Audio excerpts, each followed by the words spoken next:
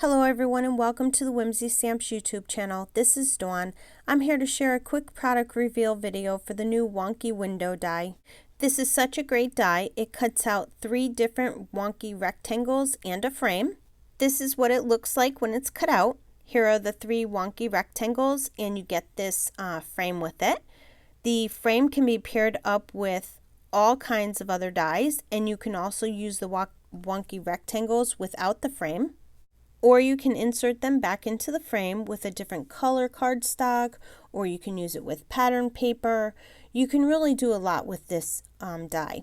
It measures the size of an A2 card. It's 5.5 inches long and 4.25 inches wide. I think this die is great for making shaker cards. I made this one for you. I paired it up with the new Big Hugs die that just came out in the Sending Sunshine stamp set. That completes this new product release. I hope you enjoyed this new release and head on over to the Whimsy Stamps website and check out the entire new release that is available today.